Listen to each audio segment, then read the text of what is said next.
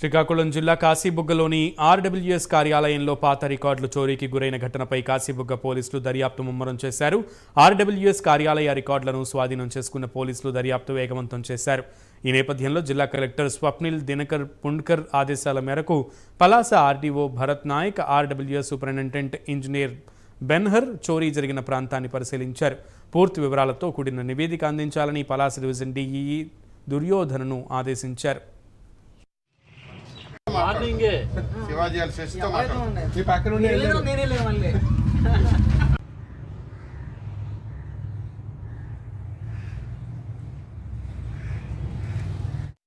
ఎంతమంది ఉన్నామో తెలుసు.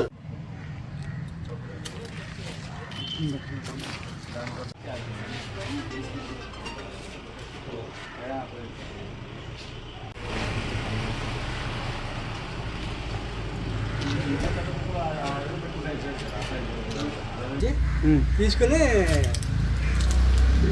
ఈ డోర్ తీసాడు, ఈ డోర్ కూడా తీసాడు. పాత సబ్ డివిజన్ కార్యాలయం శిథిలావస్థకు చేరుకోవడంతో సిబ్బంది ఏడాది నుంచి డివిజన్ ఆఫీసులో కార్యకలాపాలు నిర్వహిస్తున్నారని, రికార్డులు మాత్రం అక్కడే విడిచిపెట్టారని ఆర్డబ్ల్యూఎస్ ఎస్ఈ బెన్హర్ తెలిపారు. ఇటీవల చోరీకి గురవ్వడంతో పోలీసులకు ఫిర్యాదు చేశామన్నారు.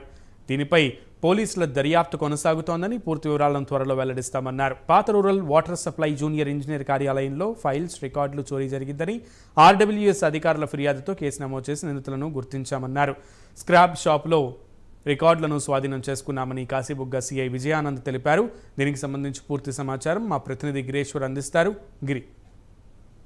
సునీల్, నిన్న మంగళవారము సాయంత్రము ఆ యొక్క ఆఫీసు పరిధికి అయితే అక్కడ టెండర్ అయితే వెళ్ళడం అయితే జరిగింది. ఇది గతంలో కూడా వైసీపీ ప్రభుత్వ హయాంలో ఎలక్షన్ ముందే ఈ ఆఫీసును అయితే అనకాపల్లి తరలించారు అని కూడా చెప్తున్నారు. అయితే ఇక్కడ పాత రికార్డులు పూర్తిగా కూడా వైసీపీ ప్రభుత్వంలో అటు గతంలో కూడా చేసినవన్నీ కూడా రికార్డులు అయితే అక్కడ ఉన్నాయని, ఆర్డబ్ల్యూఎస్ సంబంధించిన ప్రతి సమాచారం కూడా అదే ఆఫీసులో ఉండటం, అసలు ఉద్దేశపూర్వకంగానే వాటిని వెనక నుంచి అది గోడలను బద్దలు కొట్టి వాటిని బయట పారేయడంతో ఎవరైతే ఈ రద్దు సామాగ్రి అమ్ముకున్న ఒక దొంగ వాటిని పట్టుకెళ్లిపోయాడా, లేక ఉద్దేశపూర్వకంగా ఆ దొంగతో వీరు అందించారా అనేది అయితే ఇంకా అధికారులు అయితే దాన్ని సమాచారం అయితే తెలుసుకోవడానికి ప్రయత్నం చేస్తున్నారు. అయితే మనం ఇప్పటికే గతంలో కూడా బోల్డ్ అక్కడ పలాసలో అయితే ఇప్పటికే అక్కడ రెండు వర్గాల మధ్యలో కూడాను పెద్ద ఎత్తున అవినీతి ఆరోపణలు ఎదుర్కొంటున్న మాజీ మంత్రి అనుచరులు అయితే ఉన్నారు. అయితే మనం వేచి చూడాలి. ఇందులో పూర్తి స్థాయిలో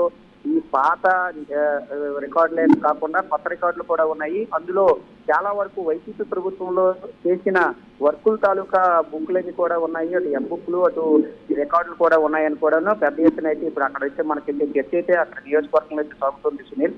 అయితే మనం వేచి చూడాలి పూర్తి స్థాయిలో అధికారులు ఎంత మేరకు దీనిపైన ఆరా తీసి బయటకు తీసుకొస్తారో. అయితే అదృష్టవశాత్తు ఆ రికార్డులను అయితే వాళ్ళు పట్టుకోవడం అయితే జరిగింది ఆ రద్దు దుకాణంలో. అది ఒక గొప్ప విషయంగా అయితే స్థానికులకు చర్చించుకుంటున్నాను. Right Gireeshwar, thank you.